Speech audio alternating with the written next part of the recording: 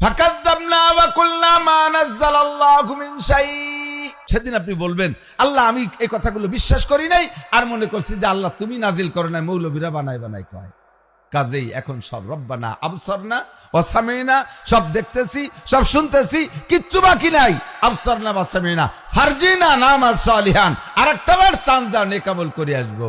আল্লাহ পাক বলেন কাল্লা, আর হবে না, আর হবে না, আর হবে না। সময় আর কিন্তু পাবেন না, সময় আর পাবেন না। কাজেই এক্ষুনি প্রস্তুতি নিতে হবে। একটু বলেন রাজি আছেন? রেডি হন তো ভাই, ভালো হবে, দেখবেন ভালো হবে। নবী পাককে আল্লাহ পাক বলেন, হে নবী ইন্না আরসালনাকা শাহিদান, আপনাকে এই জাতীয় সব কথার সাক্ষী দেওয়ার জন্য আমি সেদিন ব্যবহার করব, আপনি সত্য সাক্ষী হবেন। আর একটা কি মুবাশশির, এবার দুইটা কথা বলে শেষ করে দেব। মুবাশশিরা ওয়া নাযীরা, আপনাকে সুসংবাদ দেওয়ার জন্য পাঠাইছি, আবার সাথে ভয়ও দেবেন। এদিকে খেয়াল করেন, সুসংবাদও দেবেন, ভয়ও দেবেন।